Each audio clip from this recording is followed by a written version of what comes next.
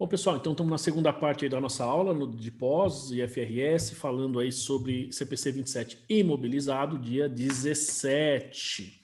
Bom, pessoal, antes do intervalo, vocês me questionaram aí sobre o valor mínimo, né, que a gente tem de contabilização. Então deixa eu falar sobre isso daí. Deixa eu arrumar minha madeixa aqui, né, porque tá louco, tá caindo. Olha só, meu pega rapaz, né? Bom, a gente tem o seguinte, quando a gente pensa aí em termos de... Aliás, Janaína, bom dia, eu não falei bom dia para você hoje, né? Quando você entrou aí, deixa eu ver se eu coloquei, eu já anotei.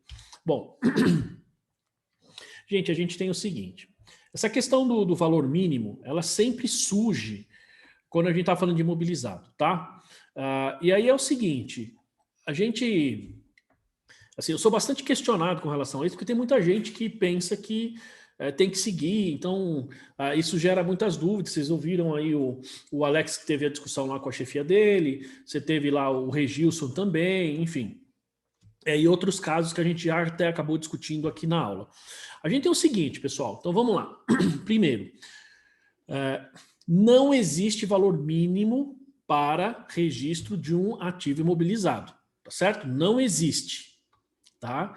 Bom, de onde vem os R$ 1.200? A gente tem o seguinte, vamos pensar na questão da essência sobre a forma. Como eu disse a vocês, a Receita ela usa muito essa questão da essência sobre a forma, principalmente se for algo que vai beneficiar a Receita e não o usuário, né?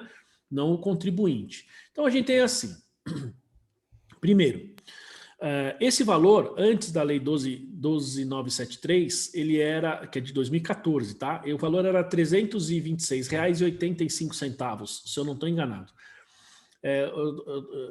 Estou na dúvida nos centavos, tá? Mas era R$ 326 reais. O que acontece é o seguinte, a Receita Federal, ela entende da seguinte maneira, falou, olha, estou falando do posicionamento da Receita, tá?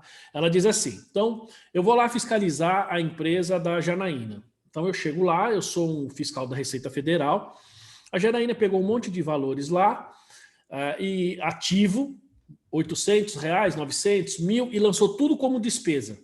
Tá? Então ela é lucro real, e lançou isso como despesa dedutível. Então eu, fiscal da Receita Federal, vou falar o quê? A lei permite que ela pegue esses bens até R$1.200 e lance como despesa de uma única vez. Posso fazer isso? Fiscalmente, posso. Então, eu, fiscal da Receita Federal, vou autuar a empresa da Janaína porque ela lançou como despesa? Não, porque a lei permite que eu faça isso. Por quê, gente? Porque você imagina, vamos supor, ela comprou lá... imagina o seguinte.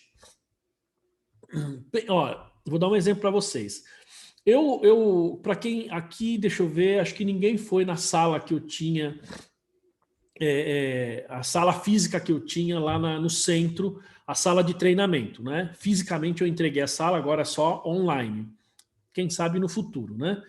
Bom, eu tinha lá 20 cadeiras, a lousa e tal. Nenhum daqueles itens, individualmente, eu paguei mais de R$1.200. Aqui eu tenho equipamento acima de R$1.200, mas o que eu tinha lá, não. Bom, agora vou pegar o exemplo das cadeiras, tá? Imagina, pessoal, uma universidade que tem 15, 20, 30 mil cadeiras, tá? Cada cadeira, elas custam menos de R$1.200, tá? Só que é o seguinte, eu, universidade, vou pegar aquela cadeira e vou lançar como mobilizado. Só que imagina para o fiscal da Receita Federal ele chegar lá e falar assim, não, eu vou fazer um levantamento aqui e vou autuar a empresa porque você lançou essas cadeiras como despesa. Então, ele teria que fazer um levantamento, ou vou testar a depreciação, quero saber se você está depreciando correto. Então, você imagina o trabalho do fiscal que ele vai ter para bens que a Receita considera de pequeno valor, o trabalho que o fiscal vai ter. Então, não vale a pena para o fiscal ele fazer esse tipo de levantamento em caso de fiscalização com bens abaixo de R$1.200. Percebe? Então, pelo menos o que eu entendo é isso. É uma questão de custo-benefício. Então, a Receita, para facilitar a vida dela, fala o seguinte, olha, é o seguinte, você pega esse bem aí, você pode lançar como despesa, eu não quero nem saber. Por quê? Porque os valores são imateriais. Então, uma universidade poderia lançar, porque esse valor é individual, tá, gente? Esse valor não é em conjunto. Então, se eu comprar uma nota fiscal, paguei 100 mil reais e cada cadeira, vamos pegar o exemplo das cadeiras, cada cadeira custou 100 reais, então imagina, eu tenho aí um monte de cadeira, tá? Esse 1.200 reais é por bem, não é por nota fiscal. Então significa que eu vou pegar aqueles 100 mil reais e vou lançar direto como despesa, porque o fisco permite, certo? Agora pergunto a vocês, como gestores, vocês como controladores, no caso da Darlene, por exemplo, talvez a empresa da Patrícia, do Alex e da Daiane, vocês devem ter um departamento de imobilizado lá, né? De ativo fixo. Pergunto, vocês lançariam, claro que a pergunta é para todos, mas vocês lançariam essas cadeiras dentro de uma universidade como despesa, porque o valor custa... Gente, uma cadeira dessa, uma cadeira universitária daquela dura assim de madeira, ela custa 120 reais, 130 reais, no máximo, isso você comprando pouca quantidade. Se eu for lá comprar, eu vou pagar isso daí. Agora, imagina eu, uma universidade que vou comprar milhares. O valor individual é baixo, porque eu vou negociar direto com o fornecedor, certo? Gente, nós estamos falando de valor de até 150 reais. Vocês lançariam como despesa ou lançariam como imobilizado? Qual o tratamento que vocês dariam para esses bens?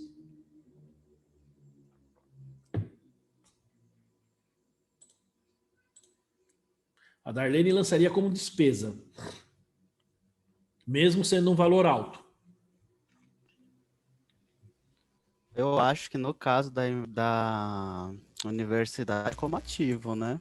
Porque bom, vai durar muito mais que um ano e também faz parte, né, do objetivo dela, sei lá, né? Sem cadeira não dá, né?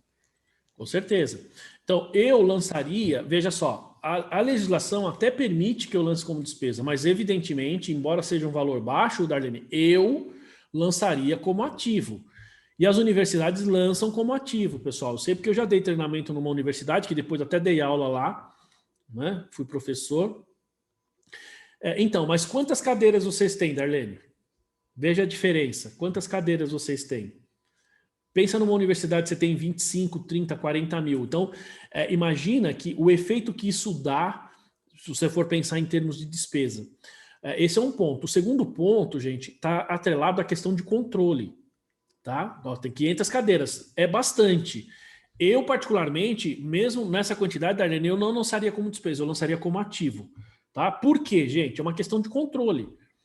Certo? Você compra, por exemplo, computadores. Se você comprar vários computadores, você vai pagar, se você comprar direto na fábrica, você consegue pagar muitas vezes menos de R$ 1.200. Você consegue um bom equipamento, quer dizer, um bom assim, bom que eu digo para você usar no dia a dia numa empresa, né? Não estou falando de um computador top. Você consegue, seja lá um desktop, enfim, se você negocia direto com a Dell, sei lá, com a Lenovo, com os fabricantes, na quantidade acho que você até consegue. Pergunto, abaixo de R$ 1.200, você vai lançar isso como despesa ou vai lançar como ativo? Eu entendo, e aí pensando em termos contábeis, que nós deveríamos imobilizar. Por que imobilizar? Questão de controle, pessoal. Então, você pega a empresa da Darlene, ela está falando que tem 500 cadeiras lá. Meu, e se eu pegar uma cadeira dessa daí e levar embora, quebrar, como é que você vai ter controle? Né? Pega equipamento, então você compra equipamentos eletrônicos que às vezes custam menos de R$ 1.200, mas você pega celular, por exemplo. Então você pegou aqui o celular. Se você comprar aparelhos não top, vamos supor, você pega para sua equipe, você compra aí 20, 30 celulares, tá? Você vai fazer o quê? Você vai lançar isso como despesa? Né? Porque você consegue pagar menos de R$ 1.200 comprando num plano bastante alto, né? Num plano empresarial. Veja, pessoal, é uma questão de controle. Então, isso está atrelado à legislação. Então, o fisco fala assim, qualquer bem abaixo de R$ 1.200, eu, fisco, permito que você lance como despesa, tá? Como empresa, como tomada de decisão da empresa, como o Alex falou, é política da empresa. Teve uma vez na empresa que eu estava, a gente comprou um cesto de lixo, custou R$ 400. Aí fala, poxa, um cesto, R$ 400? Era um cesto de lixo daqueles grandes, sabe? Que tem aqueles... Eram grandes e eram aqueles para reciclagem, não sei o quê. Imobilizou, lançou no imobilizado.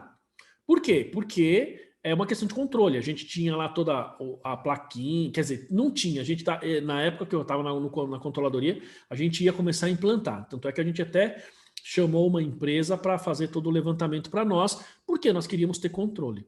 Tá, pessoal? Então, ficou clara essa questão dos R$ 1.200? Então, por exemplo, se o registro vai chegar lá para o chefe dele, segunda-feira, vai falar assim, olha, fulano, é o seguinte, R$ 1.200 pode ser despesa? Pode.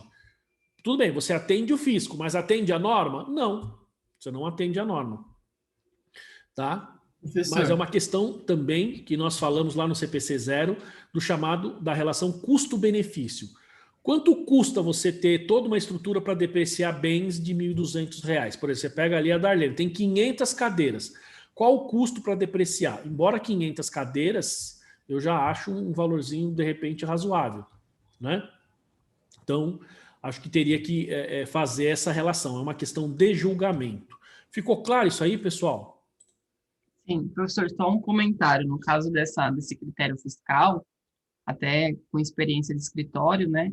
É mais fácil a gente utilizar esse critério por conta de controle, mesmo até por conta de informação que o cliente passa para a gente. Às vezes a gente não tem essa informação tão precisa de quanto tempo, se é para isso, se é para aquilo. A gente pega uma nota fiscal e às vezes nem respondem quando você questiona. Então, acaba utilizando mais desse critério fiscal para deixar um pouco mais regulamentado, né? Porque a gente não tem informação precisa. Agora, numa empresa, você já consegue buscar um pouco mais, né? Eu acredito que muita gente usa esse critério também por isso, porque às vezes não tem a informação certa do que é o bem. Isso. Eu dividiria, Daiane, isso que você está falando em dois aspectos. Primeiro aspecto, o mais importante, que é o que nós estamos fazendo aqui. Daiane, você entendeu a diferença dos 1.200 para baixo ou para cima? Ah, sim. Não, então, esse é o primeiro ponto. Perfeito, é isso que eu quero que vocês entendam. Não, foi só um comentário, no caso. Não, claro. É que eu estou usando o seu comentário para exemplificar. Pode ficar tranquila, tá? Entendeu? Então, é assim, a pergunta que eu faço, eu estou usando você como exemplo, tá, Daiane? Então, ficou claro para você que você tem 1.200 para baixo pode ser despesa e 1.200 para cima. Sim. Do ponto de vista fiscal, você deve mobilizar. Certo? Sim. Beleza. Mas você, Daiane, também sabe que, como gestora, né, você é quem decide se você lança como despesa ou não, perfeito? Certo. Então, esse é o ponto. Pessoal, o mais importante para a gente, e aí eu assino embaixo o que a Daiane está falando, que é o seguinte, eu estou no escritório, se o cara não te manda o documento, como é que você vai fazer? Como é que você vai saber? A gente já discutiu essa questão de vida útil, né, Daiane? Inclusive. Sim. Por exemplo, o cara não manda, eu não sei a vida útil, o que eu faço? Se é menos de R$ 1.200, eu não vou nem pensar duas vezes, é o que eu estou falando, eu assino embaixo o que a Daiane falou. Eu não vou nem perder tempo, eu lanço como despesa. Tá? Agora, se eu sou, por exemplo, a Darlene, que está lá na empresa, o Alex, né, a Daiane Farias, que está lá na empresa, ou mesmo o Regilson, a Lília, enfim, por exemplo, a Janaína, que está lá na empresa e consegue chegar no documento, consegue saber a intenção, eu vou ter que seguir a norma. Então, eu vou imobilizar. Claro que eu vou levar em consideração a relação custo-benefício. Então, por isso que eu disse para a Daiane, eu separo em 2 pontos. Primeiro, sigo a norma ou a legislação. Então, o importante para nós aqui no curso é sabermos que eu posso fazer um ou outro. Se eu estou na empresa, eu sugiro seguir o que diz a norma. Agora, se eu estou no escritório, que é o meu caso, o caso da Daiane, por exemplo, e eu não tenho essa informação do meu cliente, assim, eu não tenho como saber, né, Daiane? Esse é o nosso problema, né? A gente não tem como saber.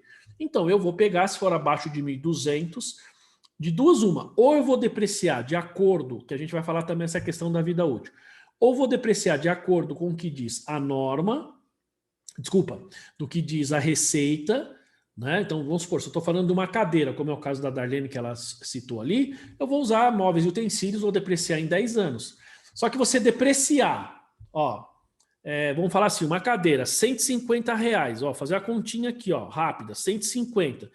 dividido por 10 anos, ó, dá R$15 por cadeira. Dividido por 12 meses, R$1,25. Pensando numa cadeira de R$150, pensando numa cadeira simples, tá? Estou falando de uma depreciação de 1,25. Aí você vai falar, não, mas são 500. Então, vou pegar aqui, ó, 1,25 vezes 500, certo? Nós estamos falando de R$625. Não é muito, vocês concordam? Então, é uma questão de julgamento. Por isso que eu digo, o mais importante é nós sabermos que eu posso usar um modelo ou outro e ter a justificativa, tá, gente? Por que eu estou reforçando esse ponto? Primeiro, porque as pessoas me questionam muito sobre isso, primeiro ponto. E segundo, eu preciso saber como eu vou dar esse tratamento. Então, por exemplo, continuando no exemplo da Daiane, a Daiane falou assim, o cliente manda e eu não sei, primeiro, qual é a vida útil. Fato, a gente não consegue saber. Mais ainda, a gente liga para o cliente não faz a mínima ideia do que a gente está falando.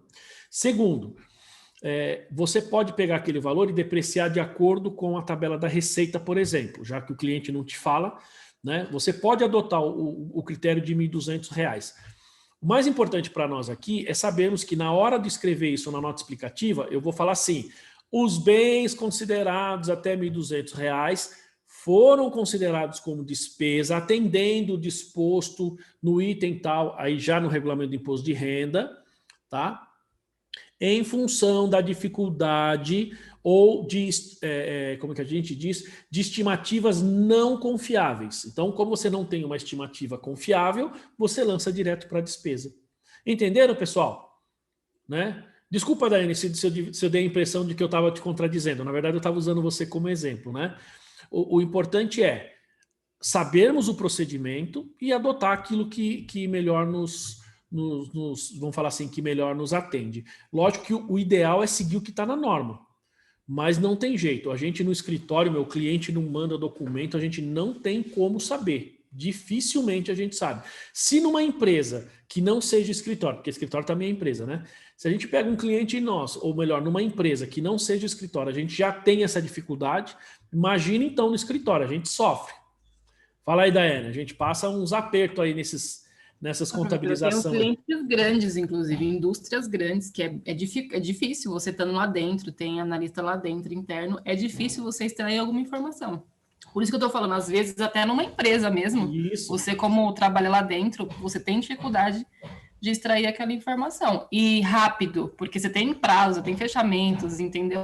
Então, estou dizendo assim, a vida real é bem difícil, assim, algumas informações a gente conseguir essa informação precisa, né? Eu era controller lá na empresa, eu tinha essa dificuldade. A gente tinha essa dificuldade. Realmente é difícil, não é fácil, não. O mais importante, Daiane, nesse caso, as empresas grandes que você tem e que o cara não te ajuda, é indicar esse curso para ele. Indica para ele vir fazer aqui com a gente. Boa. Não é? Tudo bem até aí, pessoal? Vamos lá, continuando aqui, ó. Então, beleza. Então, definimos imobilizado, que é o primeiro conceito. Outro que a gente tem, então, vamos ver os conceitos agora, né? A gente tem aqui o valor contábil, então esse é um conceito bastante simples, que é o valor pelo qual o ativo ele é reconhecido, né? Ou seja, você reconhece pelo custo.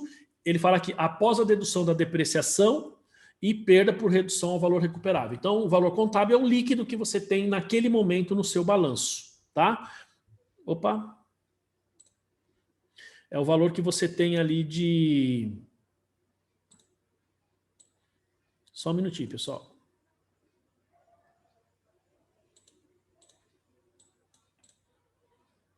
Espera aí que abriu uma telinha aqui, meio que sem querer.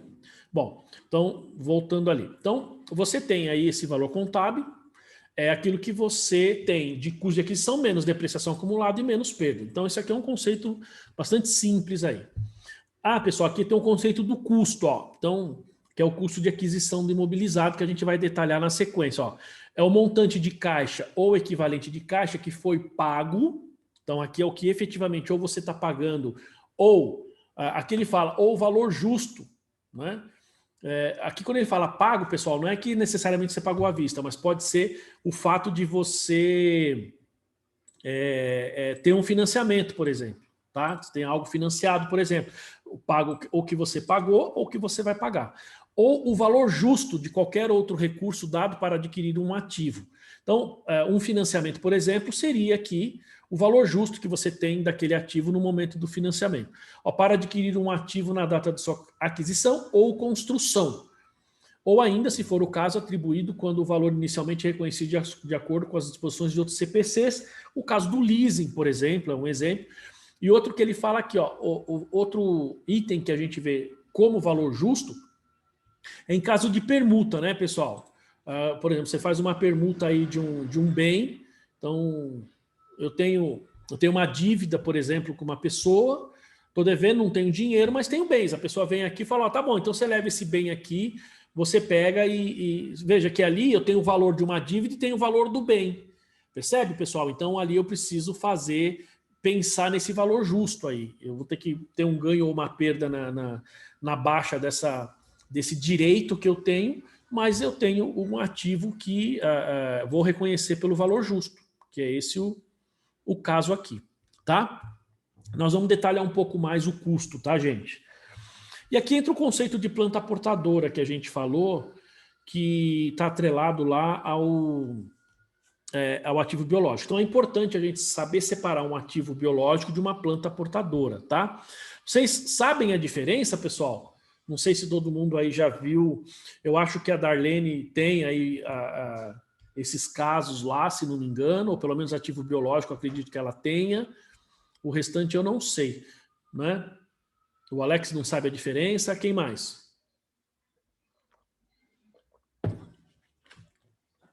Revilson também não. Então vamos lá. Você tem, né, Darlene, ativo biológico lá, não tem? No seu negócio? A Daiane também não sabe. Aí sim. Bom, olha só, gente. Alguns não lembram, né? A Daiane talvez não lembre, né, Daiane? Mas a gente acho que já falou, acho que você até pegou essa discussão. Eu não lembro se você participou da discussão da outra turma ou não. Mas enfim, vamos lá. Bom, por que é importante a gente separar, né? Tá bom. Então a Darlene tem. Não, Daiane, eu não lembro se você chegou a ver. Não sei se você chegou a ver. Mas assim, a Darlene, ela tem, mas você tem dúvida no conceito do que é um ativo biológico e do que é uma planta portadora. Bom, primeira coisa, por que a gente tem que separar? Ativo biológico está sujeito ao CPC 29, ativo biológico, mensurado a valor justo. Planta portadora está ligado ou é regido, vamos falar assim, de acordo com o CPC 27 imobilizado. Gente, o que é um ativo biológico? Um ativo vivo, tá? Basicamente um ativo vivo. A planta portadora também está viva, tá? Mas eu vou falar para vocês a diferença. Então, por exemplo, quando você tem lá uma vaquinha, você pode ter esse animal, essa vaca para corte, para abate, ou você pode ter ela para venda, você vai vender o animal em si, você pode vender a carne dela para abate, ou você pode vender ela como gado leiteiro, tá? Você vai vender leite. Então, nesses casos, ela é um ativo biológico. Por que um ativo biológico? Embora ela seja, vamos falar assim, a espécie como se fosse a máquina que gera o leite, pensando no leite, não na carne, tá? No leite, ela ainda assim é um ativo biológico, porque a gente não tem conceito de animal portador, tá? A gente tem conceito de planta portadora. Então, os animais, pessoal, todos eles são considerados ativos biológicos. Primeira coisa, beleza? Esse é o primeiro conceito. Então, ativo biológico são ativos vivos. Animais, praticamente não, todos eles, só se tiver alguma exceção aí que eu desconheça, são considerados ativos biológicos, beleza? Mensurados a valor justo. No caso das plantas, isso muda. A gente tem plantas que são ativos biológicos e a gente tem plantas que são plantas portadoras. Vou perguntar para a Darlene. Darlene, que tipo... Você provavelmente você deve ter floresta no seu ativo, não tem? E se sim, qual é o tipo de ativo biológico que você tem lá? Que tipo de plantação você tem? Eu já imagino, mas queria que você falasse aí para o pessoal. Ou escrevesse, né? Que aí eu vou lendo. Floresta de eucalipto. Muito bem, porque vocês vendem madeira, não é isso? É uma madeireira. Então vocês têm eucaliptos, não é isso? Muito bem. Pergunto, pessoal. A Darlene tem eucalipto porque ela vem de madeira, tem pinos também. Então olha só, pessoal. Vou confirmar com ela. O eucalipto, você corta, ele passa a ter valor, se eu não estou enganado, a partir do 6º ano, não é isso?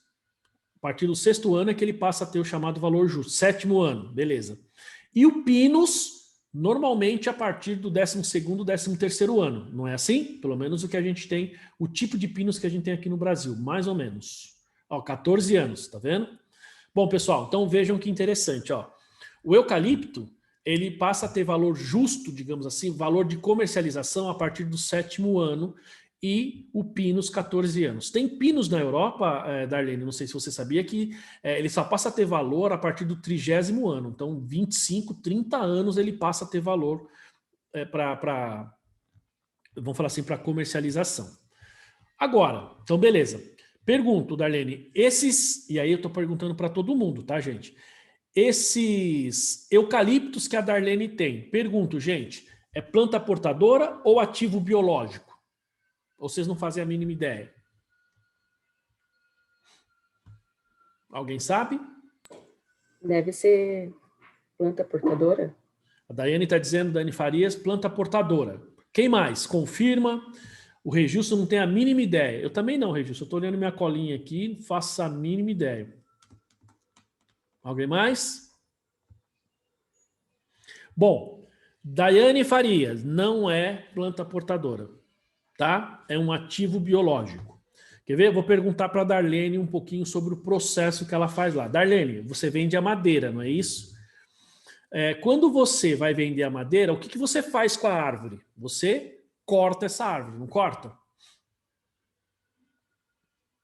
Corta. Quando você corta a árvore... Desculpa a pergunta óbvia, tá, pessoal? Mas é para ficar mais didático. Darlene, quando vocês cortam a árvore lá, o que acontece com ela? Ela morre ou não? O pessoal lá fala calipe também, não? A compridura do calipe? O pessoal fala a compridura do calipe ou não?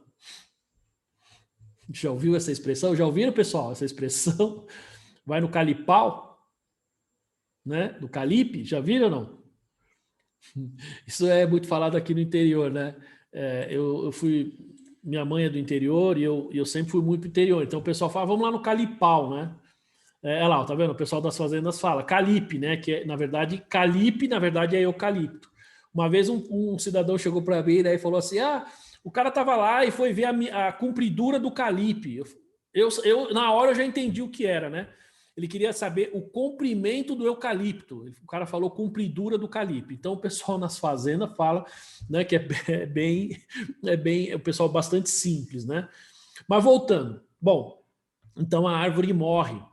Então, o que é um ativo biológico? Não animais, tá, gente? Porque o animal, ele sempre é ativo biológico. A planta, ela é ativo biológico quando você corta ela, quando você vai, digamos assim, transformar ela em produto agrícola e ela morre, tá? Quem pode dar um exemplo? Então, nós já temos o exemplo aqui, seja do pinus, seja do eucalipto. Que outro tipo de plantas que quando a gente vai transformar em um produto, que a gente chama pelo CPC de produto agrícola, a gente mata a planta. Quem pode dar exemplos aí? Já temos dois, né? O pinus e o eucalipto. A soja, ela dá para colher. A soja é um ativo biológico. Temos um monte, né, pessoal? Soja, que mais? A cana de açúcar. Professora, Oi? a banana, né? Porque o pé de banana, depois que você tirou dali, você tem que plantar outro. Não dá mais. Pessoal, aí sim, hein? Ó, tá aqui na minha mão, Alex. A banana, pessoal, a bananeira, ela é um ativo biológico ou ela é uma planta portadora? Quando eu colhi o cacho dessa banana aqui, que tá na minha mão, tá? Trouxe especificamente para mostrar isso aqui para vocês. Quando eu trouxe aqui a banana, o que acontece com a bananeira? Ela morre ou não?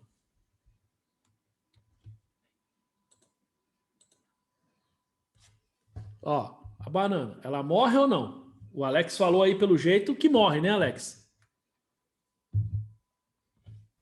Tem que plantar de novo lá. Pelo menos no sítio lá que eu vi, não sai mais não. Na verdade, a banana, eu aprendi isso nos cursos, tá? A banana, Alex, é exatamente como você está falando. A bananeira, ela é um ativo biológico, ela não é uma planta portadora. Porque o que acontece, gente? Quando a banana dá o cacho, quando você cortou o cacho da banana, aquela bananeira, ela não dá mais, aquele caule, porque vocês podem reparar que a bananeira tem vários caules assim junto, não é? Normalmente, não é assim? Aquele que você colheu o cacho, aquele ali não dá mais. Talvez possa até não morrer, não tenho certeza se ele morre ou não, mas ele não gera mais benefício. Então, basicamente, a gente considera ele como um ativo biológico. A banana, a maioria das pessoas não sabem disso.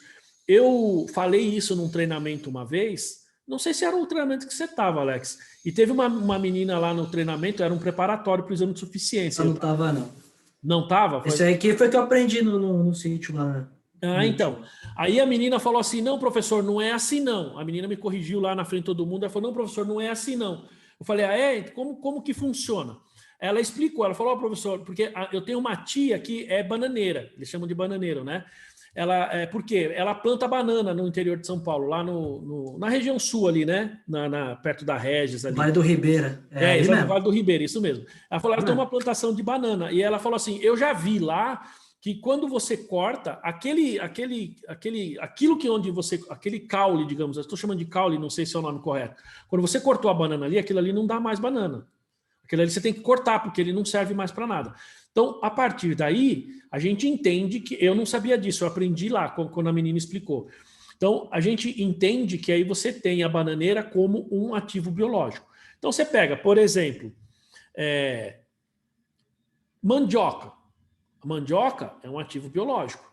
Porque quando você tira a mandioca da terra, o caule, você aproveita, mas ela morre, né? Quando você pega, enfim, tudo que você tira e você mata a planta ali, ela morre, ela é um ativo biológico. Agora, vamos dar alguns outros exemplos. Você pega uma laranjeira, você pega uma mangueira, você pega uma planta, por exemplo. Então, vamos lá, sua empresa vende manga. Então, você tem as mangueiras lá para produzir, tá? O que acontece? Você pega a videira, você pega, eu acho que o café não tem, eu acho que o café também. O que acontece, pessoal? Vamos lá, vamos pegar um exemplo só. Peguei a mangueira, tá? Então eu tenho os meus pés de manga lá. Eu vendo manga, eu vendo a fruta in natura. A fruta em si, enquanto ela está na árvore, ela está viva, vocês concordam? Então, enquanto a fruta está na árvore, ela está viva. Enquanto ela está ali, ela é um ativo biológico. Quando você colheu a fruta em tese morreu. Ali ela passa a ser um produto agrícola, não é mais ativo biológico. Tá claro, pessoal, o caso da fruta? Eu vou falar da árvore, mas o caso da fruta, tá claro? Enquanto a fruta está no pé, enquanto a fruta está viva, a fruta é um ativo biológico. A árvore, pessoal, é uma planta portadora. Porque quantos anos você tem? Olha só, vamos voltar aqui para o slide. Olha só, o que é uma planta portadora? É uma planta viva, pensando na mangueira. É utilizada na produção ou fornecimento de produtos agrícolas. Então, ela produz a manga, uma laranjeira produz a laranja. Enquanto ela está viva, ela é um ativo biológico. Quando você colhe a fruta passa a ser um produto agrícola. Por isso que ela fala, é utilizada na produção ou fornecimento de produtos agrícolas. A árvore é como se fosse uma máquina na indústria. Ó, é cultivada para produzir frutos por mais de um período. É o mesmo conceito do imobilizado lá que a gente viu, tem que ser mais de um período. Uma mangueira, uma laranjeira, uma parreira dura bastante tempo. Ó, e tem uma probabilidade remota de ser vendida como produto agrícola, exceto para eventual venda como sucata, tá? O que quer dizer isso, pessoal? Então, uma planta que você tem para gerar os frutos, para gerar um produto agrícola, essa planta é planta portadora. Então, por exemplo, a árvore eu vou depreciar. Então, a mangueira, a laranjeira, sei lá, a macieira, essas árvores que geram a goiabeira, que vai ficar lá bastante tempo, elas vão ser consideradas ativo imobilizado. A fruta que ela está produzindo é ativo biológico. Ficou claro o conceito? Ficou, Darlene? Claro o conceito? Entenderam, gente? Entendeu, Daiane? Sim.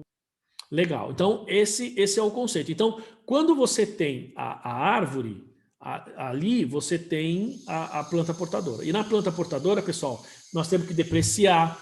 Aí vocês vão me perguntar assim, mas espera, mas como que eu deprecio uma árvore? Bom, gente, aí nós vamos para entrar em atividades específicas que você tem. Eu até falei isso, acho que na aula passada, se não me engano.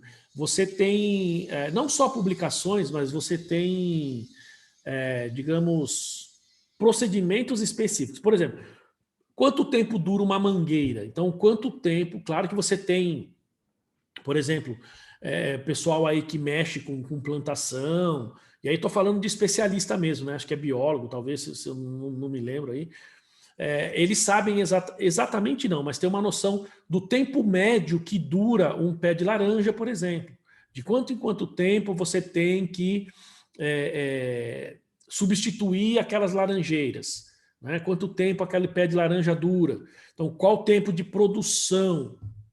Ou, a gente tem que pensar o seguinte, quanto tempo eu espero que um pé de laranja me dê frutos de qualidade ou dentro daquele padrão que eu espero? Percebe? Então, você vai fazer isso dentro da expectativa que você tem. Né? Lógico que aí você tem especialistas aí que cuidam dessa área aí de plantação e os caras vão saber. A mesma coisa um animal, tá, gente? Mesma coisa um ativo biológico. Eles vão saber exatamente quanto tempo tem de vida útil, porque existe padrão para isso. No caso, vocês viram que no caso da Darlene, eu fiquei sabendo desse período em um treinamento também, evidentemente, estudando, né? No caso do eucalipto, que é a partir do 6º ano, né? Quer dizer, no final do 6º ano, como ela disse ali, a partir do início do 7º ano. E no caso do Pinus, 12, 13 anos. Pode ver que ela colocou os 14. Eu já tinha essa informação, mas eu perguntei para ela para vocês verem que a empresa dela considera mais ou menos isso, porque deve ter especialistas lá, não tem, Darlene? Que sabem esse tipo de procedimento, tá, gente? Então, como é que eu sei o período de depreciação? Vai depender do tipo de planta portadora, onde você está plantando, então tem uma série de procedimentos específicos para esse tipo de operação, tá? Bom, depois que a gente tem mais aqui, valor depreciável. Isso aqui é importante, tá, gente? O que é o valor depreciável? É o custo de aquisição do ativo ou outro valor, se for valor justo, menos o seu valor residual. Então, não é porque eu paguei 100 mil reais num determinado ativo que eu vou depreciar 100 mil reais, tá? Eu preciso ver o meu valor residual. Esse conceito de valor residual também, gente, eu pelo menos não me lembro de utilizar aqui no Brasil antes da Lei 11.638, antes da publicação desse CPC aqui, tá? Antes a gente não tinha esse conceito. Eu me lembro, quando eu fiz faculdade, nunca se discutiu o valor residual, tá? A gente falava, você pegou o bem, o custo que você pagou, você deprecia. Não sei se com vocês foi assim também na faculdade, ou se vocês na faculdade já aprenderam, já falaram sobre valor residual. Na época que eu fiz, eu já sou bem mais velho que vocês, né? Nem tanto, mas um pouco mais velho, não tinha nada disso. Tá? Puxa, eu ia fazer um comentário agora, acabei esquecendo aqui. Bom, enfim, tem essa questão do valor residual aí. Outra coisa, isso aqui é importante, gente, esse conceito de depreciação. É a alocação sistemática do valor depreciável de um ativo ao longo da vida útil. Bom, na verdade eu vou perguntar isso para vocês, mas eu lembrei o que eu ia falar. Quando eu me formei já, pessoal, faz muito tempo, tá? Me formei em 92. Muitos de vocês não eram nem nascidos ainda. 92. Já na sequência eu entrei na pós-graduação, fiz uma pós e meia. A segunda pós eu parei porque eu entrei no mestrado. Em 96 eu entrei no mestrado. Comecei a dar aula em 95, tá? Então imagina, 95 a 2021, né? Pra vocês verem quanto tempo eu estou dando aula aí. Por isso que lá no site está lá 26 anos, né? A empresa não tem 26 anos, mas eu tenho 26 anos de academia, vamos falar assim.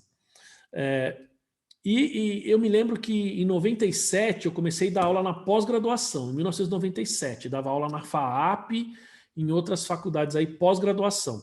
E eu usava um livro, pessoal, que eu tenho até hoje esse livro aí, um livro de contabilidade gerencial. E assim, naquele momento eu nunca tinha discutido sobre o valor residual, tal. E eu pegava os exemplos, lógico, o livro é americano, está em inglês, tal. E ali ele usava um termo para fazer alguns cálculos, que ele usava o termo salvage value, né? Valor salvo, né? Salvage value, né? Ou salvage value. Valor salvo. Para nós, valor residual.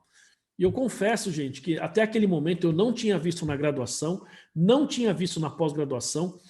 Tem esse livro até hoje, para quem quiser depois até mando foto para vocês, é um livro muito, não só bonito em si, porque o americano é bastante cuidadoso com isso, mas um livro muito bom. E ele já usava essa expressão. Ó, nós estamos falando de 90 e tanto, mais de 10, 15 anos atrás. E a gente começou a usar essa expressão de valor residual agora, recentemente, digamos assim, né, 10 anos atrás aí, 10, 11 anos atrás, com a implantação dessas normas. Tá? Então a gente não tinha antes. Então a maioria de vocês que está entrando na área, ou está na área já faz, quando eu digo entrando assim, já está na área faz algum tempo, já pegaram muito provavelmente o conceito de imobilizado com o valor residual. Né? Diga lá, Alex.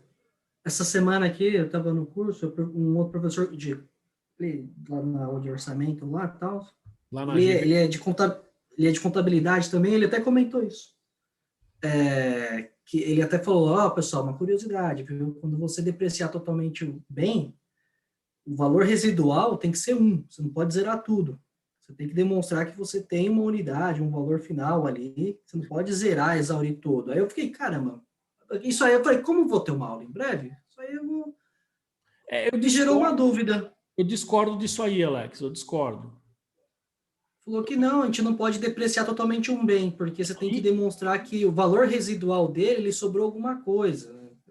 Mas é alocação sistemática? Isso, assim, vamos lá. Primeira coisa, isso daí também vai entrar, esse comentário vai entrar no que a Janaína não, desculpa, que a Lilian tinha comentado. Tá? Primeiro, eu posso ter um bem 100% depreciado? Hoje, atualmente, depois da norma? Sim ou não? Entendo que sim. Quem falou que sim? O Regilson. O Regilson, Não. A Daiane já falou ali, não pode. Não pode ter bem 100% depreciado. Alguém mais? Tem que rever tudo lá no escritório. Oi? Já tem que mexer umas coisas lá no escritório, então. Eu falei para você, quando você me ligou perguntando do curso, eu não falei isso para você, Regilson? Pois é. Cada aula a gente tem que fazer uma revisão lá no escritório, nas coisas que a gente faz. Não falei para você? Boa. Falei para você. Então é assim, nós não devemos ter bens 100% depreciados, tá? Bom, então isso eu concordo com o professor do Alex lá da GV. Agora, falar que tem que ser R$1, Alex, aí, como diz o outro, né? O certo eu não concordo, mas como diz o outro, eu desconcordo, tá? Então, esse raciocínio, no meu entendimento, não está correto, tá? Vamos explicar por quê. E outro, deixa eu perguntar, Alex, o que ele explicou que é o valor residual? O que você entendeu pela explicação do professor, o que é valor residual? Na verdade, ele não chegou a explicar o valor residual, não. Foi só um parênteses que ele fez lá. Ele não entrou no mérito, não, porque não era o foco. Agora, pergunto, você, Alex, e os colegas todos, sabem o que é valor residual? Eu vou falar o conceito daqui a pouquinho, mas vocês sabem o que é valor residual ou não?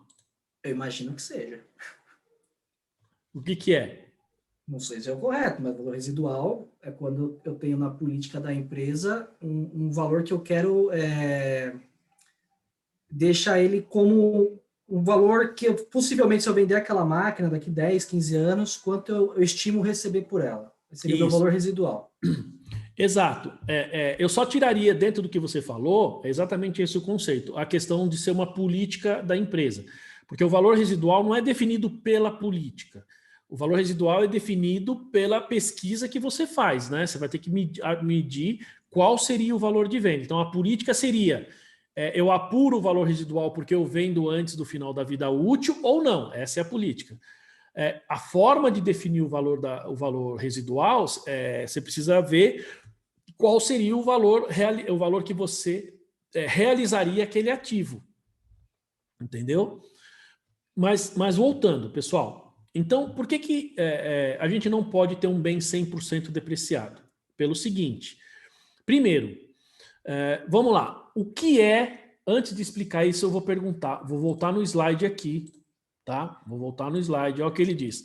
Depreciação é a alocação sistemática do valor depreciável. O que é o valor depreciável? Custo de aquisição menos o seu valor residual de um ativo ao longo da sua vida útil. O que significa isso, pessoal?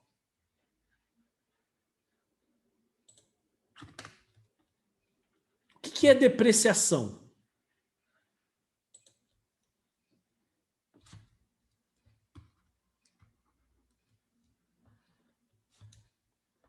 Quem pode falar aí o que é depreciação?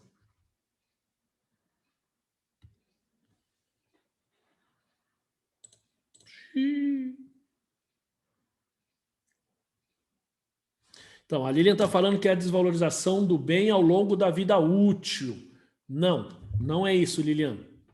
Não é isso. Não está correto isso. Vou dar um exemplo e vou falar o porquê que eu não concordo com você. Você tem muitas vezes um imóvel, certo? O imóvel que é da sede da sua empresa. Esse imóvel, a tendência dele é valorizar ou desvalorizar? Um imóvel que é sede da sua empresa. Ele tem a tendência de valorização ou desvalorização? O que vocês acham? Então, se é valorização, por que você deprecia? Você não deprecia o imóvel da sua empresa? E ele tem tendência de desvalorização. Desculpa, de valorização, mas você não deprecia? Sim. Isso mostra que você não deprecia, não é por conta da desvalorização. Então, desvalorização não é depreciação. Quem mais? Quem pode dar um chutar aí o que é depreciação? Muita gente diz, pessoal, que depreciação é desvalorização, como se diz, perda do valor do bem, também não. As pessoas dizem que é obsolescência, também não. Pessoas dizem que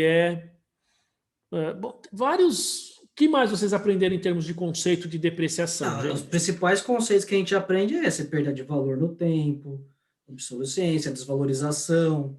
É isso aí que o senhor falou. E é porque talvez seja até a definição do próprio dicionário, né? Quando a gente olha para o dicionário e vê lá o que é depreciação, é perda de valor, menosprezar, tudo isso. Mas está errado. Contabilmente está errado. Tá, pessoal? Então, esses conceitos que vocês têm, esqueçam. Tá? Como diria Padre Quevedo, isto não existe, tá? Isso tudo, gente, olha só. Esses fatores todos que a gente está vendo, desvalorização, obsolescência, enfim, outros fatores a mais aí, eles interferem na depreciação, mas eles não são depreciação, tá? Eles não são depreciação. A depreciação é isso aqui, é a alocação sistemática do valor depreciável ao longo da sua vida útil. Então, vamos lá, pessoal. Eu vou fazer aqui um exemplo aqui para vocês, tá? Vou rabiscar aqui para a gente fazer um exemplo aqui. Vocês estão vendo a telinha branca aí? Sim. Então, imagina, pessoal, que eu tenho aqui o custo de aquisição, tá? Eu paguei R$100 mil nesse bem. E aí é o seguinte, nesse custo de aquisição, eu vou, no final da vida útil dele, depois de 10 anos, tá? Então, eu tenho aqui o meu valor residual, tá? Eu vou colocar que o meu valor residual é 10% do valor do bem, então, R$10 mil. E aqui eu vou ter o meu valor, estou escrevendo tudo isso daqui para vocês, porque são os conceitos que a gente vai ter na sequência aí, tá? Então, peraí. que a gente vai ter na sequência aqui, ó. Muito bem.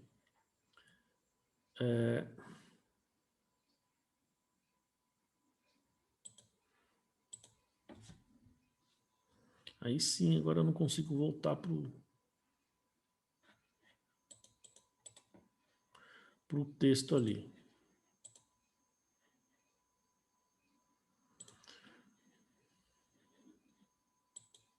Bom, então aí o que sobra para mim aqui, ó, meu valor depreciável. Ó, depreciável. Que vai ser quanto? R$90 mil. Bom, tudo bem até aí, pessoal? Então, ó, vamos lá. Eu vou voltar aqui um pouquinho no conceito. Então, ó, valor depreciável, custo do ativo, tá? No nosso exemplo ali, R$100 mil, menos o seu valor residual. No nosso exemplo, R$90 mil. Aí ele fala, ó, então é a alocação sistemática do valor depreciável ao longo da sua vida útil. Muito bem, vamos voltar lá de novo na nossa telinha aqui, ó. Cadê? Bom, pessoal, pergunto a vocês. Eu posso pegar esses 90 mil aqui, tá? Eu posso pegar esse valor aqui e lançar ele direto para a despesa? Posso ou não? O que vocês acham? Acho que não. Oi? Acho que não. A Daiane Mourão falou que não. Por que não? Direto para a despesa, não. Tem um prazo, né? De acordo com a sua receita, você vai agregando ao custo, o custo disso aí. Pessoal, sai fora do conceito, né? Porque a alocação sistemática você está alocando de uma vez só.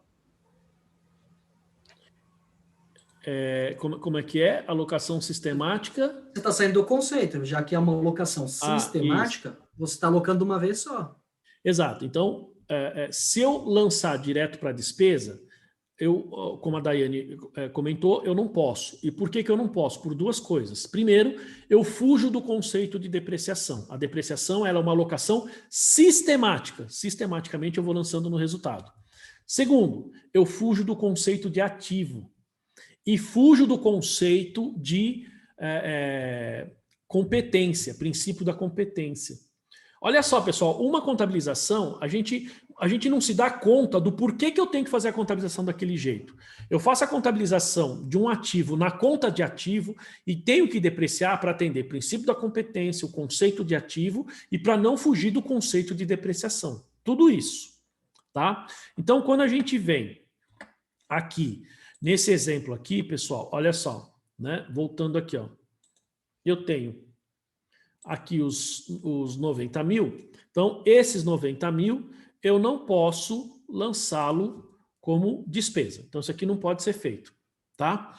Eu preciso depreciar. Agora, eu pergunto a vocês, eu vou depreciar os 100 ou vou depreciar os 90? Qual dos dois valores aqui eu deprecio? Este ou este aqui? Essa pergunta é fácil porque está escrito aqui, né, pessoal? Valor depreciável. Eu vou depreciar 90, tá? Muito bem. O que é a depreciação? Eu vou pegar os 100 mil aqui, ou os 90, já ficou claro que eu não posso lançar isso para despesa, tá certo? Não posso fazer. Pergunto a vocês. A Daiane falou que eu não posso e o Alex também falou que eu não posso. Eu não posso fazer isso, gente, principalmente por conta do princípio da competência. Eu já falei, mas vamos lá. Eu vou perguntar para o Regilson, que está na segunda aula aí com a gente, né, Regilson? O que é o princípio da competência, Regilson? O que diz o princípio da competência? Pessoal, podem responder outros aí se quiser, tá? Registrar a operação de acordo com o fato que ela ocorreu. Certeza? Certeza. Beleza. Quem mais aí? Quem contradiz, confirma ou complementa o que o Regilson falou? A gente sabe o que é, mas é difícil, né, de explicar. Então, eu por natureza, eu percebi isso ao longo do tempo, eu sou um professor bastante conceitual, tá? E não sei se isso é bom ou ruim, mas eu percebo o seguinte, tá? Assim, eu acho que quando fica muito claro o conceito para a gente, significa que a gente está entendendo bem o que nós estamos falando. Lembra que eu falei para vocês, ó, essa frase eu demorei muito para entender? Lembra que eu comentei no início? Por que eu fiz esse comentário? Porque para mim é importante entender as coisas, tá? E por que eu digo isso, gente? Porque quando a gente... isso é bem importante para o nosso desenvolvimento pessoal, pelo menos do meu ponto de vista, tá? Pode ser que alguém discorde aí, mas eu entendo assim, que quando você sabe bem o conceito, é porque aquilo, ele está tão sedimentado lá dentro da sua mente, que fica fácil até para você, muitas vezes, explicar. A gente sempre... Vou dar um exemplo à parte aqui, tá, gente? Muita gente fica questionando, por exemplo... o nosso propósito, né? Por que a gente existe? Já perguntaram sobre isso? Principalmente quem é cristão aí, lógico que aqui eu estou falando de uma coisa relacionada à palavra de Deus, mas por que a gente pensa... qual que é o nosso propósito? Qual que é o nosso propósito? Para que a gente existe? A nossa missão. As empresas não têm missão? As empresas de vocês não têm missão? Né? Se a gente pensar na missão da nossa empresa... a gente pode transferir isso para nós. Qual que é a nossa missão? Bom, qual que é o nosso propósito, né? Bom, essa é uma pergunta difícil, né? Se eu perguntar aí, vou perguntar para o Alex, que ele é cristão, né? Que ele é evangélico. Perguntar, Alex, por que você veio no mundo? Por que você está aqui no mundo? Você sabe, não? Já pensou nisso? Cara, sabe que eu nunca pensei nisso? Eu vivo. Exato. Muitas vezes a gente acaba não tendo sucesso na vida, muitas vezes a gente acaba ficando frustrado, muitas pessoas têm depressão, muitas vezes isso acontece porque a gente não sabe o nosso propósito. E aí a gente fica lá, desesperado e tal. Eu já pensei muito sobre isso, porque quando a gente pensa... Vou de novo. Alex, qual é o propósito ou a missão da sua empresa? Ó, tem 3 funcionários da sua empresa aí na sala. Tem a Patrícia. Agora sim. Então vamos lá. Qual não passaram para nós. O propósito da sua empresa? Eles alteraram lá, professor. A empresa foi constituída tem um pouco tempo, eles não definiram ainda. Eu já perguntei então, mas isso. vamos lá. Não, mas não precisa nem definir. Eu vou te falar. Não é aquele lá da placa lá? Da placa que eles colocam, visão, valores? Mas eu vou falar para você qual é. Esse aí já deu ruim. Vamos lá, ó. A missão, eu já dei muitas aulas de planejamento estratégico, tá? E assim, muita gente fala um monte de coisa de planejamento estratégico, mas eu vou falar para você uma coisa, isso pensando na empresa aí. Perguntar, Daiane e Patrícia, qual é a missão, o propósito da empresa de vocês? Vocês sabem falar? Gerar energia limpa? Gerar energia. A sua empresa serve para gerar energia. Sim. Não é isso, Patrícia? Sim. Então, por isso que eu falei, o Alex falou, não, ainda não definiram. Já definiu. Quando abriu a empresa, falou, não, essa empresa vai gerar energia. Esta é a missão, ela existe para isso. Para gerar energia. Eu estava pensando num conceito um pouco mais... Eu sei, aquele que vai na placa, bonito, bem elaborado. Exato. Mas na prática é assim, para que serve, qual a missão da Pocopets Escola de Negócios? Ensino. Não estou nem falando de qualidade, estou falando de ensino. Vou perguntar para o Regilson agora. Regilson, qual é o propósito da empresa que você trabalha? É atender as empresas da melhor forma possível, né? Não na é parte nada de disso. gestão. Esquece isso. Isso deve estar na placa lá no seu... né? Não está na placa? Está na placa, exato. Não tá. A sua empresa, a missão da sua empresa é prestar serviços contábeis. Ponto. Ponto. É um KINAI, né? Não é bem o KNAI, mas assim, para que ela existe? Então, lógico que aí a gente coloca, como o Alex falou, você vai pôr na placa, você vai pôr, não, com qualidade, com não sei o quê, né? A gente vai dourar a pílula, mas, e outra, as empresas, elas não têm o objetivo de gerar lucro, hein? O objetivo de gerar lucro é do sócio, é do investidor. Ele usa a empresa como ferramenta para gerar lucro. Então, você entende? Isso tudo é conceito. E quando a gente vem no nosso propósito, porque eu estou falando das empresas, vejam, se é difícil a gente pensar no propósito das empresas, mais difícil ainda é pensar no nosso propósito. Fabiano, você veio ao mundo para quê? Por que nós viemos ao mundo? Eu já me questionei muito sobre isso. E aí vão entrando os conceitos, né? A gente vai entendendo, por isso que é importante entender, como eu estava falando para o Regilson. Veja só, o meu entendimento. Primeiro, Deus disse o seguinte, que nós temos que vir nesse mundo para dar frutos, não foi? Jesus fala que a gente tem que dar fruto. Que a videira, nós somos parte, nós somos membros, Jesus é o corpo, nós somos membro. E como membros a gente tem que gerar frutos, não é isso que ele falava? Não foi isso que ele falou quando ele veio? Nós temos que gerar fruto. E aí a gente tem que lembrar que nenhuma árvore, né? A gente pode até contabilmente dizer assim, que nenhum ativo biológico se alimenta do seu próprio fruto. Uma laranjeira se alimenta da laranja?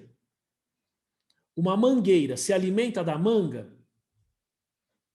Se a gente for pensar bem, não. Certo? Então, a mangueira, ela gera o fruto para outras pessoas.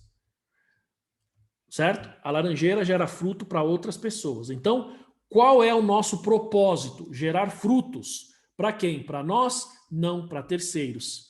Então, quando nós estamos beneficiando um terceiro, e esse benefício ele pode vir de várias formas, pessoal. Ele pode vir simplesmente por meio de uma aula, ele pode vir simplesmente pela sua qualidade na prestação de serviço, ele pode vir pela ajuda que você dá para outras pessoas, né? Às vezes você pode falar assim, puxa, eu estou fazendo uma coisa que eu não gosto, mas você tem que lembrar que você não gosta, mas Deus quer você ali porque você é bom naquilo e é através daquilo que você gera fruto para terceiros. Então, o nosso propósito é gerar frutos, alimentar outras pessoas, ser sal na vida das pessoas. O sal, ele está no alimento, ele muda o sabor do alimento, mas ele não deixa de ser sal. Ele não se contamina com o sabor do alimento. É o alimento que muda em função do sal. É esse o nosso propósito. Ficou claro, pessoal?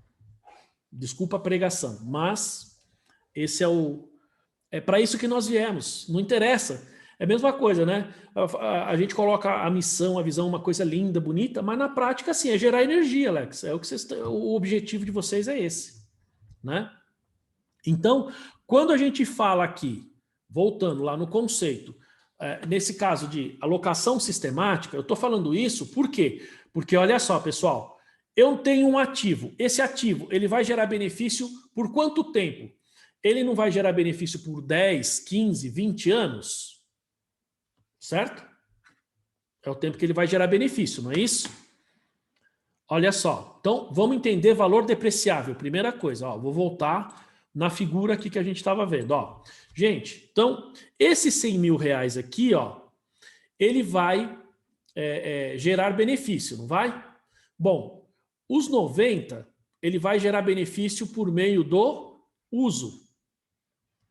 Os 10, ele gera benefício por meio da venda. Tá claro isso aqui, gente?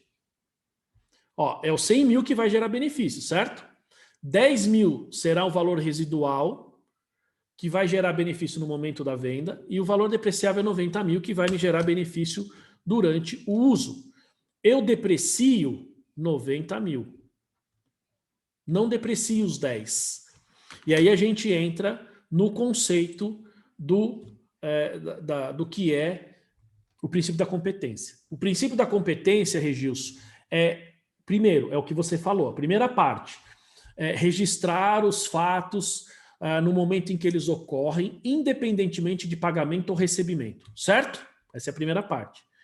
A segunda parte diz que eu só posso considerar uma receita quando eu tiver uma despesa correspondente ou vice-versa. Eu só posso contabilizar uma despesa quando eu tenho uma receita correspondente. Por exemplo, eu vendo mouse, eu vendo esse equipamento aqui. Eu posso comprar ele do meu fornecedor e lançar direto para custo da mercadoria vendida, ou eu tenho que lançar no meu estoque? Não sei se vocês já pensaram nisso. Eu não preciso passar ele pelo estoque? Sim ou não? Sim. Por que, Daiane? Porque eu ainda não tive o custo da venda dele. Não, o custo você teve de aquisição. O que você não teve foi a receita. Né? Porque o custo de aquisição você teve. Agora, eu ainda não tive a receita, como você está dizendo. Eu não tenho o confronto. Então, se eu pego esse bem e lanço ele direto para a despesa, o que acontece? Eu não estou atendendo o princípio da competência. Entenderam? Tá claro, Regilson, até aí? Tá claro, tá claro. Eu tenho alguns casos assim de custos ou receitas e aí a gente faz a provisão em algumas empresas maiores. A gente faz desse jeito, não sei se é o correto, né? Mas aí o cliente que passa a informação, né? E trata correto, no valor. Muito provavelmente é o correto, tá? O que não está correto é chamar de provisão, e sim de accrual. Acho que foi uma aula antes de você... De quem? Acho que foi uma aula antes de você entrar que a gente falou sobre isso, se eu não me engano. Foi aula retrasada. Foi uma aula antes do estoque, a gente falou isso uma aula antes, né? Mas enfim, mas você vai ver isso. Escreve o nome para saber. Olha só. E então, o que é a depreciação? A depreciação existe para atender o princípio da competência.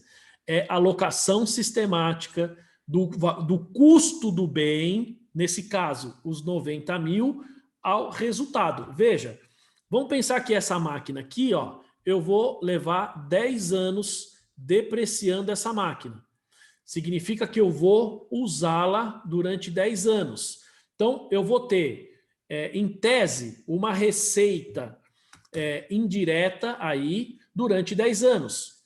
E qual é o confronto? Como é que eu confronto o benefício que essa máquina... Se eu vou usar, a máquina não vai gerar benefício para a gente? Ao usar um equipamento na nossa empresa, ela não gera benefício? Sim. Se ela gera benefício, qual é a despesa correspondente que a gente tem desse benefício que essa máquina, esse equipamento gera? Qual seria essa despesa? É da depreciação, né? Isso é depreciação. A depreciação existe para atender o princípio da competência. A depreciação, ela não está lá. A depreciação é um efeito para atender um procedimento contábil, para atender o princípio da competência e não para marcar a desvalorização. Porque eu posso ter um bem que, por isso existe o impairment. Tá? No último slide aqui desse grupo de slides, ele fala do impairment. Por que eu tenho que fazer o impairment? Porque o impairment, ele justamente vai registrar perdas superiores ao meu valor contábil. Por quê? O meu valor contábil é o valor que eu vou utilizando esse bem, gerando benefício, e vou depreciando. Então, contabilmente, o meu valor vai reduzindo, certo? Por que ele vai reduzindo? Porque quando eu compro esse bem, no início, esse exemplo que eu mostrei para vocês, eu vou gerar de benefício futuro, ó, vou gerar de benefício futuro 90 mil reais. Desculpa, ó, no mínimo, quando eu vou gerar aqui de benefício futuro, no mínimo, eu vou gerar quanto de benefício? No mínimo, qual valor? 100 mil. Certo? No mínimo 100 mil. Vocês concordam ou não? Porque se você compra um equipamento, o que você espera obter de retorno é no mínimo 100 mil reais. Só que 10 mil vai ser pela venda e 90 mil pelo uso. Então, meu valor depreciável é aquilo que eu deprecio e a depreciação é a contrapartida, ou seja, desses 90 mil que eu vou gerar benefício por meio do uso, consequentemente, eu tenho que depreciar. Pegar um pedacinho e lançar como despesa mês a mês. Aquele pedacinho é, no mínimo, a receita que você está obtendo com aquele bem. Isso é depreciação. Gente, depreciação não é desvalorização. Depreciação não é desgaste. Embora a depreciação, desculpa, o desgaste, a desvalorização, a obsolescência, isso interfere na vida útil do bem, que vai aumentar ou diminuir a sua depreciação. Professor, você está falando aí, eu estou tentando entender aqui fazer uma ilustração na minha mente, que pelo que você está dizendo da depreciação, que é uma alocação sistemática pelo benefício de você utilizar a sua máquina, que ela vai tirar uma receita, Isso. Seria praticamente, né, muito parecido com a despesa antecipada, um seguro. Você tem aquele seguro e você faz a alocação sistemática mensalmente pelo benefício de você tê-lo, então você vai reconhecendo mensalmente ali um pedacinho daquele valor, caso você vier a utilizá-lo por um sinistro, alguma coisa, você vai zerar, mas enfim. Mas, em tese, você tem um seguro ou uma máquina, ambos eles podem te trazer um benefício, teoricamente, hipoteticamente, um benefício futuro que passa essa alocação. No caso do seguro, Alex, não é hipoteticamente, ele te traz um benefício. Não, eu falo hipoteticamente que eu não estou misturando o ativo imobilizado. Não, mas assim, o seu raciocínio está perfeito. Por exemplo, eu pego o valor da máquina e vou lançando ele no resultado, tá certo? Só que tem um detalhe com relação ao seguro, tá? O conceito é exatamente o mesmo. Veja só que no caso do bem, o que eu faço? Eu vou lançando numa conta separada, tá certo? Por que a gente faz isso? Diferentemente de uma despesa antecipada, que a despesa antecipada, quando chega no final, vamos supor, você pega um contrato de 12 meses, um seguro de 12 meses. Eu lanço o valor lá no meu ativo, certo? Vamos supor que seja 12 mil reais, R$1.000 por mês, para simplificar o exemplo. Eu lanço 12 mil reais de despesa antecipada. Primeira pergunta, por que eu não lanço os 12 mil reais direto como despesa de seguro? Primeira pergunta para todo mundo aí. Numa despesa antecipada, por que eu não lanço os 12 mil direto para a despesa de seguro?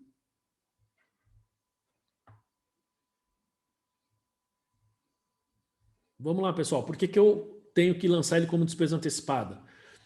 Exatamente porque o benefício vai se dar em um ano, vai se dar ao longo do tempo. E eu preciso atender o princípio da competência. Então, a Lília está falando que o seguro vale pelo ano. Então, mas tudo bem, vale pelo ano, mas e aí? Isso quer dizer, Lília, que você tem que pensar contabilmente, a gente pensa assim, ó, ele vai me gerar benefício durante um ano. Eu preciso ter uma contrapartida durante um ano.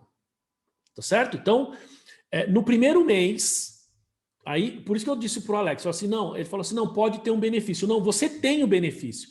Veja só, no primeiro mês, você lança como, vamos supor que eu paguei à vista o seguro, tá? Para a gente não pensar no pagamento. Só na apropriação do seguro. Eu vou tirar de despesa antecipada, acredito despesa antecipada e lanço como despesa de seguro. Olha só, eu pergunto, eu tive o benefício do seguro ou não? Pergunto a vocês. Não tive nenhum sinistro. Simplesmente creditei despesa antecipada e debitei seguro. O conceito é o mesmo da depreciação. Pergunto, eu tive algum benefício naquele momento ou não? O que você acha, Alex? A paz de espírito já é um benefício, você está segurado. É isso. Veja, o benefício de um seguro não é só... Eu tenho dois momentos do benefício do seguro, pelo menos no meu entendimento. Tá? E se não fosse assim, a gente deveria lançar direto para despesa. Por que a gente não lança direto para despesa?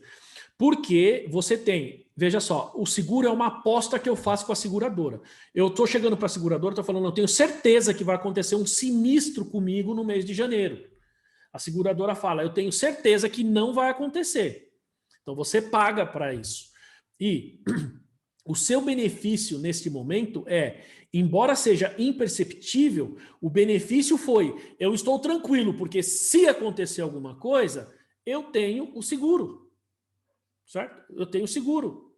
Isso significa que você teve o benefício. Ou seja, o seu benefício foi, se ocorrer algum sinistro, você está assegurado. Só que passou do primeiro mês, você não tem mais esse direito. Então você vai ter 11 meses para frente. Aquele mês você não tem mais. Quando chegar no 12º mês, você usou 100% do seu benefício, você concorda? Você não tem mais aquele benefício. Pergunto, você continua tendo aquele direito? A resposta é não. Mas também, por outro lado, eu pergunto, vamos agora para um imobilizado. Você adquiriu uma máquina. Quando chegou no final da vida útil, você continua com aquela máquina, sim ou não? Diferentemente do direito do seguro. Sim. Sim. Por isso que no conceito de ativo, hoje a gente tem aquela coisa que eu falei para vocês. Você tem o direito que gera uma obrigação para terceiro e o direito sobre o uso do ativo. Então, quando chega no final da vida útil, você continua com o bem. No caso do seguro, você não tem mais o bem. Entendeu? A depreciação é um pagamento econômico que a empresa faz para obter um retorno do benefício. É para confrontar. Confrontar o retorno do benefício. Exatamente. Então, ela tem o benefício pelo uso da máquina e a depreciação é o confronto desse benefício. Aí você vai me falar, qual o benefício que uma máquina gera? Bom, o benefício é indireto, tá? Porque é assim, a máquina...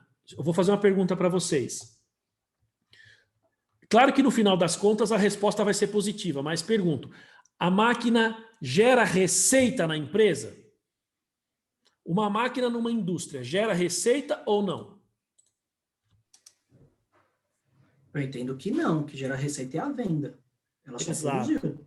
Exato. Lógico que no final das contas, quando me perguntam isso, eu falo assim, não, a máquina não gera receita.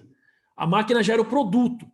Porque você pode gerar o produto e não vender. Aí você não tem a receita. Mas o produto foi gerado. Então, as máquinas, os equipamentos, eles estão lá para gerar o produto ou o serviço. É o produto ou o serviço que gera a receita. Só que, no final das contas, sem a máquina e o equipamento, eu não consigo gerar o produto ou serviço. Então, eu costumo dizer que máquinas e equipamentos, elas geram receita de forma indireta.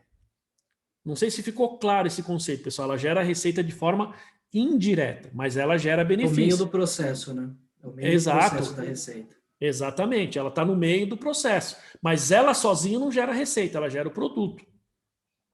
Né? Tá claro isso aí, pessoal? Então, à medida que eu gero indiretamente esse benefício, eu preciso atender o princípio da competência gerando indiretamente uma despesa, que é a depreciação. Ficou claro que é depreciação? Poderia ter um outro nome em vez de depreciação, né? Porque não tem nada a ver com diminuir o valor do seu ativo. Então, Alex, eu não sei se teria outro nome. O problema é a forma como a gente aprende na graduação isso. Entendeu? Eu acho que é por causa dos sinônimos que estão ligados à depreciação. Não, é porque as pessoas não conseguem... Você fala tudo que é depreciar é tirar valor, né? Na verdade, você não está tirando valor. Não. Você está alocando valor para corresponder a uma contrapartida. Por isso que eu gosto de você, Alex. É exatamente isso. Por isso que eu sou seu fã. Certo? Ou seja, a depreciação, você não está... como é que você falou? Você não está diminuindo. Não, você está alocando. Então, a depreciação não é uma diminuição. Ela diminui o valor contábil, mas não quer dizer que ela diminua digamos, a capacidade de geração de benefício desse ativo. Porque isso é importante. E aí a gente entra naquele conceito do seu professor. Tá? Professor, então você me gerou até uma interrogaçãozinha aqui, do impairment. Porque o impairment ele pode ser positivo. E se ele é positivo, a gente não registra. Não registra. Porque um bem, ele pode você ter comprado por 10 e ele aumentar o valor dele. É o caso da Lilian que ela estava. É o caso da Lilian que ela estava falando de um imóvel, por exemplo.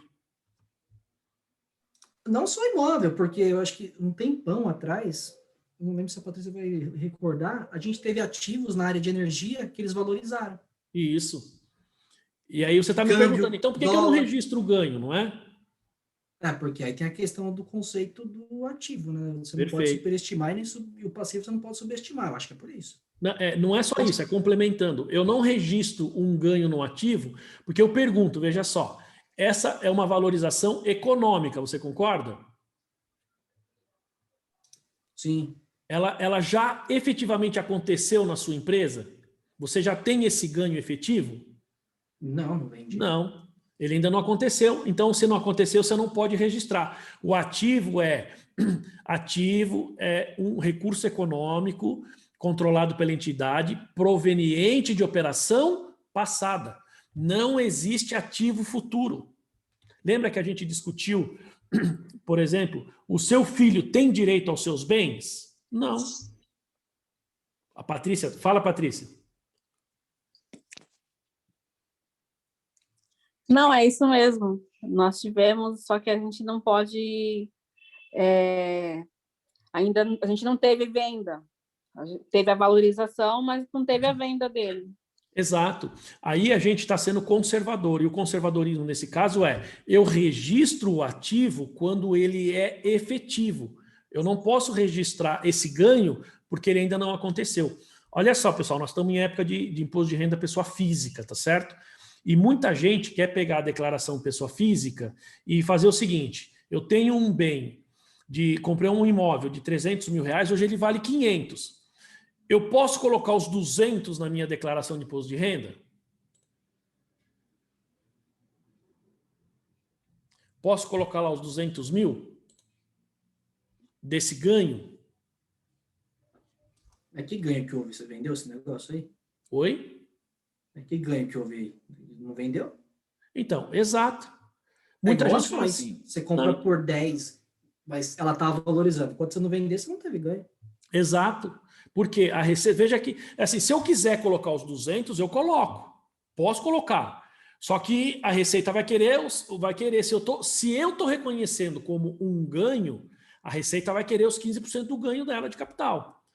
Entendeu? Muita gente quer aumentar o valor, mas não quer pagar os 15% de ganho.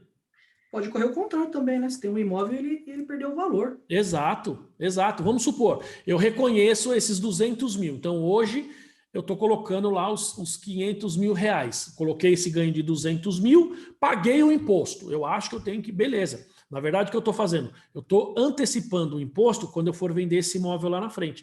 Só que no ano seguinte, esse imóvel desvalorizou. A Receita vai querer me devolver esse dinheiro? Claro que não. Você antecipou porque você quis.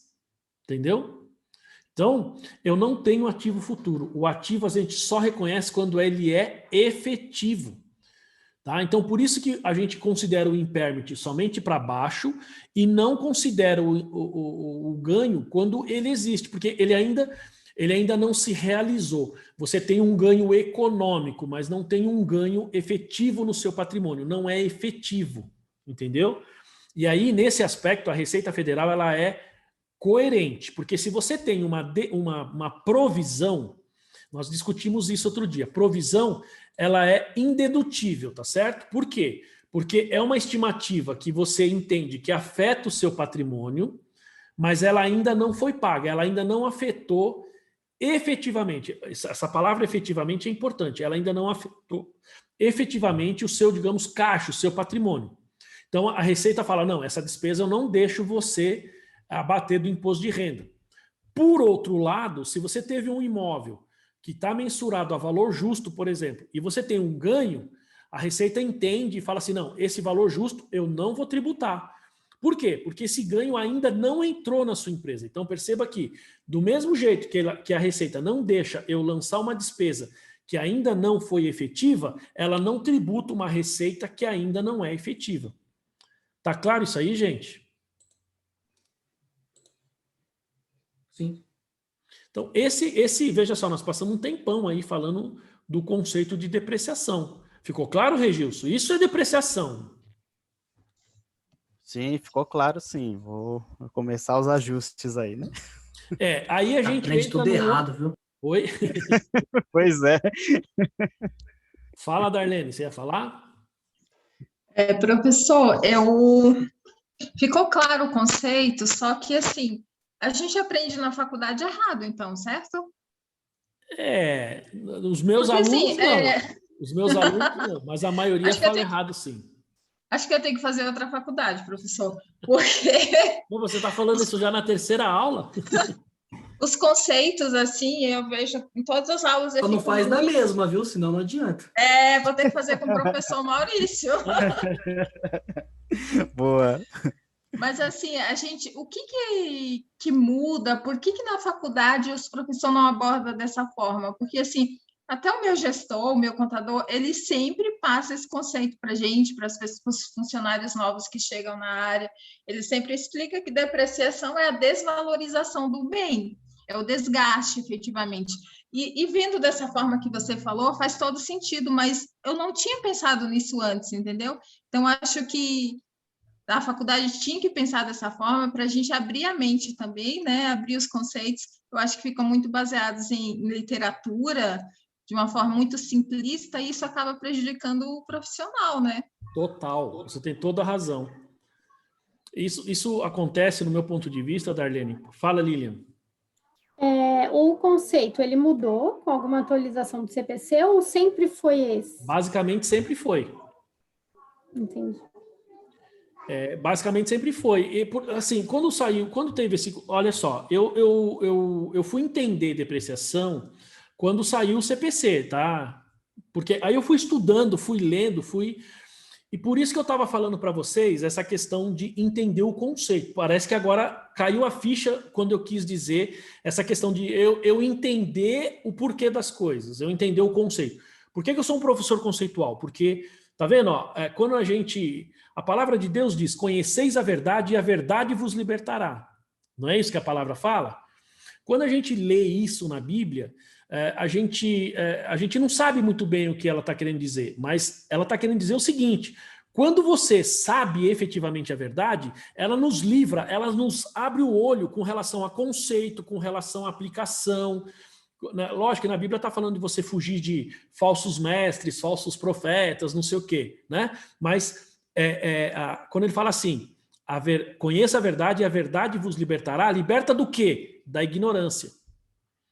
Da falta de conhecimento. Perceberam a importância que é? Então, por que eu falei um tempão aí sobre a questão do conceito, que eu sou conceitual e tal? É justamente, Darlene, porque a gente precisa entender o conceito de forma adequada para poder aplicar de forma adequada. Como é que eu vejo isso, né?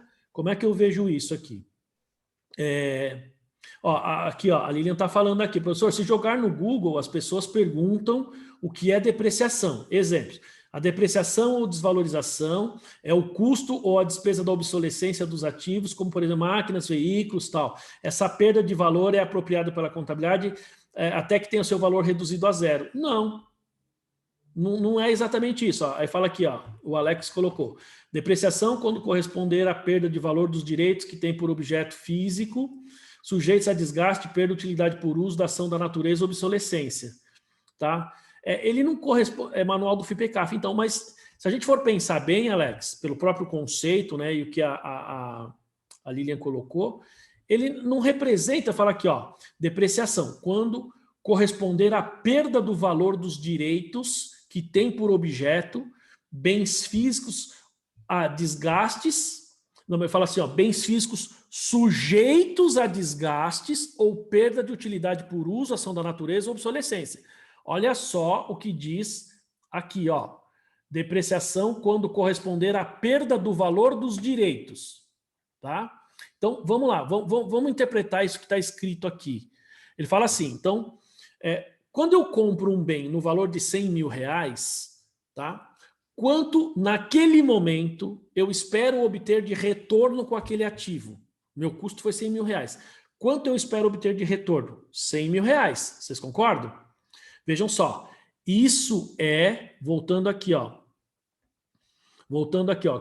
quando corresponder à perda do valor dos direitos. Então, quanto eu tenho em tese de direito de benefício, de direito de obter benefício no mínimo com aquele bem, o meu custo de aquisição. Então, eu tenho um direito de obter benefício ao longo da vida útil, o valor de 100 mil reais, tá certo? Passou o primeiro ano, vamos imaginar que eu depreciei 10 mil, meu valor contábil 90 mil. Naquele momento, qual é o meu direito, o direito esperado de obter benefícios com aquele ativo? É 90 mil. Tá claro isso? Ó, então, por isso que ele fala, ó, depreciação quando corresponder à perda do valor dos direitos. Então, ao longo do tempo, o meu direito ou a minha expectativa, ou a capacidade não necessariamente, mas a minha expectativa de obtenção de benefício futuro vai diminuindo. Aí ele fala, ó, ele fala aqui dos direitos que tem por objeto. Então, tem por objeto bens físicos que estão sujeitos a desgastes ou perda da utilidade por uso. Ou seja, por isso que eu falei para vocês, ó, então desgaste, perda de utilidade por uso, ação da natureza, obsolescência, não é a depreciação, mas elas interferem na depreciação, porque ele está dizendo que são bens que têm por objeto bens sujeitos. Ficou claro aí? Ó, a legislação societária fala, com exceção de terreno... Então, depende. Vamos falar de terreno. Com exceção de terrenos e alguns outros itens, os elementos que integram o ativo imobilizado têm período limitado de vida útil econômica. Desta forma, o custo de tais ativos deve ser alocado de maneira sistemática lá. Ó. Tá vendo? Ó?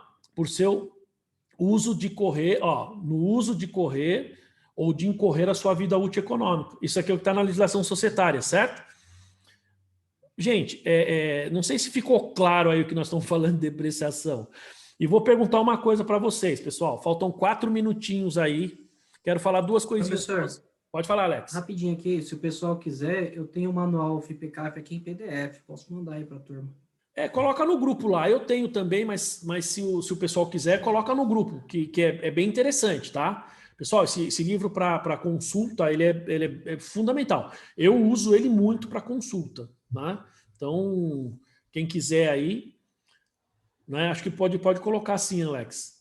Mas voltando aqui, ficou claro o que está escrito aqui, o entendimento do que está escrito, Alex? Ficou. O problema é você explicar para os demais. Ah, com certeza. Quando você chega no trabalho, fala assim, então, sabe depreciação? Não é nada daquilo que você está falou tudo, hein, Alex? Exato, é o que a Darlene falou. E aí, Darlene, por que a gente não aprende isso na faculdade? Muitas vezes porque a gente tem professores que não buscaram o conceito de forma adequada, professores que estão tão acostumados a dar aula daquele jeito que não discutem, entendeu? Que não lê, que não entende, que não está preocupado com o conceito, né? Professores que não se atualizaram. Tem muito disso, muito. E aí o cara não se atualiza, ele dá aquele conceito que vem falando há tempos, e aí forma um profissional, assim, falta conceito, né? Aqui a Márcia não está aqui agora, mas a Márcia, ela fez o curso do exame de suficiência comigo, o preparatório, e, cada coisa que eu falava lá Por isso que ela veio fazer a pós. Ela veio fazer a pós porque ela falou, professor, o senhor está falando tanta coisa que eu nunca vi na faculdade, eu não vou conseguir passar no exame. Ela fez o curso comigo e passou, graças a Deus. Acho que foi o caso do Alex, o caso do Edu, vários aí, né? E não é porque eu sou bom, não é isso, é porque entende o conceito. E na hora que cai a questão, você consegue responder. Entendeu? Então, isso faz a diferença. É por isso que eu estava falando da questão do conceito para vocês, tá? Eu vou deixar uma pergunta, vou fazer uma pergunta para vocês, vou parar de gravar, finalizar a aula, mas vou pedir para vocês não saírem por 2 minutinhos, tá bom, pessoal? Bom, 2 coisas. Não, vamos lá, vou deixar uma pergunta e aí eu vou parar de gravar e vou fazer uma pergunta para vocês. Pergunta para a gente discutir na próxima aula. Ó, o que o Alex colocou aqui, ó, item A, legislação societária, com exceção de terrenos e alguns outros itens, tem um período de vida útil. Bom, pergunta, terrenos, a gente deprecia ou não? Se alguém quiser responder agora, ótimo, senão a gente responde na próxima aula. Fala, Alex. Vou falar o que eu aprendi. Não. Eu também aprendi que não. Não. Eu fui num curso. Também aprendi que não. O professor falou que deprecia sim, dependendo do caso. A minha resposta é... Depende. Então, o professor que o Regilson fez aí no treinamento tá certinho, depende. Mas isso nós vamos discutir na próxima aula. Tá bom, pessoal? Beleza. Então, agradeço, pessoal. Só vou pedir para vocês ficarem mais um minutinho, tá? Então, estou encerrando aqui a nossa gravação. da nossa aula aí de hoje, tá? Que vou ser sincero com vocês, pessoal, a gente tem não sei quantos slides, a gente não passou do início. Só para vocês verem como imobilizado parece um tema tão simples e não é tão simples assim. A gente vai discutir mais na próxima aula, tá bom?